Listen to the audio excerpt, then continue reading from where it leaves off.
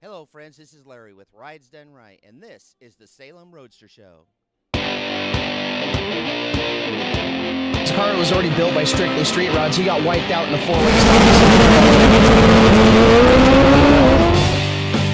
You can have the most talented guy in there, but if he's not driving it, the rest of the crew is just Drives the truck, he drives the car, he flies the plane. Did you get paid 3 times? No.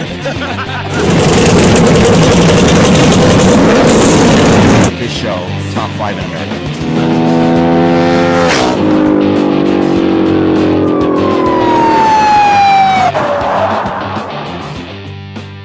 Hello, friends. This is Larry with Rides Done Right. I'm at the Salem Roadster Show, and I'm with Russ Strohmeyer. Russ, I would say nice to meet you, but I have known you. Yeah, you know better. A little bit. So one of the things that we see you at shows all the time, one of the things I really wanted to do here was let people know what it is that you do when you go to a show.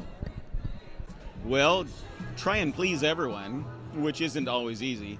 Everyone has their own music taste, of course, and now with the generation evolving, a whole new demographics. When I first started going to car shows 15, 20 years ago, we heard a lot of doo-wop, a lot of just 50s. People expected to hear music that they saw in American Graffiti, for instance.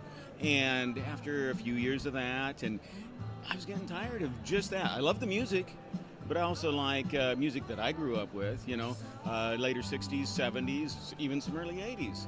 So I kind of switched my playlist around and included more of that, and I was really shocked at how many people said, wow, I really like your music. Been hearing that today, I really like this music because it's not just all 50s and doo-wop. Now, one of the things that those of us know you, we know you as a photo guy. I mean, those of us that have known you for a long time, that's your wheelhouse. How did you get into then doing sound at events where normally in the past you would have been here with a camera doing all that? Well, it all started back when I had my tire store in Staten, and we started doing cruise-ins at the tire store. And of course, you can't have a cruise-in or any car event without some great music. So I bought a small amp and some speakers and a few CDs and started doing that. That involved into, I got to get a little better equipment. I got to get a few more CDs. And so then some of the people that were setting up some of the local car shows said, well, hey, can you come do ours? And so that just evolved and evolved. And then pretty soon, I was getting tired of putting out hundreds and hundreds of feet of speaker cable. And speakers were, 6 feet high. People were complaining, oh, music's too loud, but you're trying to get music across the whole car show field. And so that's how the trailer evolved. So let's talk about this trailer, because you go from your boombox speaker kind of combo deal that you're lugging around, and now to this, which really looks like a masterpiece for what it is and what it does. I mean, give us a little bit of the runaround on what it is and how it's set up. And did you see plans somewhere that you were able to look at and build it to? How did that work out? My initial goal was just to get the speakers up higher than 6 feet, to get them out of people's ears. So I was searching all over trying to find, a scissor lift that I might be able to put on a trailer or some kind of a crank-up system. And then I remember, I was driving down the road and down the freeway and saw these ODOT signs, the changeable signs that looked like it was on a mast, and the signs go up in the air. And so I started searching around for a trailer like that would have a mast where I could put a speaker box on the top of the mast and then have it raised up in the air to be out of people's ears. So when I look at it, it's not like can you drive down the road with that mast up and the speakers hanging out and getting bugs and stuff on it? I mean, how do you go, I guess that's my first question. Is it sitting up there? Do you drive around like that? No, unless I forget. Then I'd start taking out power lines. So actually, I designed the trailer with a speaker box in mind. So there's 4 speakers, and so, you push a button, all the doors close simultaneously. It's got to be cool. You can't get up there and crank it just, it doesn't work. So the box isn't fully enclosed. Hit another switch, the mast slides down to the top of the trailer, and it's all self-contained. There's a Honda EU 2000 generator and that powers the whole trailer, and so I could have the trailer 300-400 feet out in the middle of a show car field, and I could be that far away set up with my laptop and the mixer and everything over by the registration and raffle and T-shirt sales, and it's all wireless, self-contained. And I have used the trailer as I was going down the road, like for instance down at the Klamath Falls car show that I DJ, and they want me to lead the first 2 parade laps and announce their sponsors.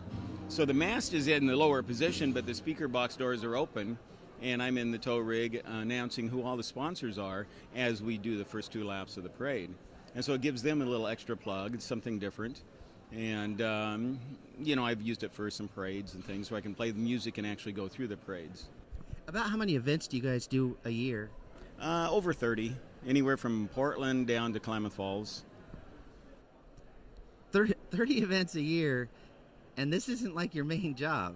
I mean, you kind of have another job there that you do too, so really? Yeah, we've had our photography studio for 37 years now, and I've kind of reserved the weekends for cars. I love cars. Before I was DJing car shows, I was at car shows with cars that I built.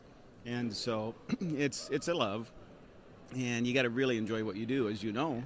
And so I kind of reserve my whole summer weekends to do car shows. Okay, so you got that down. We know the trailer's cool. You got your sound. Now you have this excuse to come up with something pretty sweet to pull this little thing around. You're cashing in the old truck or whatever you're doing, a pickup. Now you got, what are you doing? For a tow rig? Yeah, you got something in the works there. And the tow rig now, I had my short bus, my hot rod short bus. Sold that, so now Donnie Mashinko with Gone Solo Customs is building a 41 Chevy cab-over crew cab with a Cummins diesel engine, and that's going to be the tow rig. It's got to be cool to tow the trailer, You can't have just a daily driver towing it. The funny part about that is you're throwing that engine in there, you're probably going to get as good a gas mileage as what you get with a lot of your other rigs pulling a trailer. Oh, yeah. Like with my short bus, I put a 383 stroker in that. And going over the pass to go down in Klamath Falls, I was getting 5-6 miles a gallon. So. If you were lucky. Yeah, exactly. And that was downhill. And so I'm hoping this Cummins diesel is going to get much better fuel economy and a lot more torque to pull the trailer. Well, if we're lucky, maybe we can get some of the shots and dub them in so you can see this creation as it's going, because it looks pretty cool. My guess is you're getting pretty anxious to get this thing put together and hit the road with it. Oh yeah, I can't wait. It should be done this spring, hopefully. If not, I got a 69 Chevelle station wagon, putting a new engine in that too, so that'll be my tow rig before the truck's done. So. Well, that's great. Well, Russ, we appreciate the time, and thank you so much for what you're doing. Thank you, Larry. See you guys next time.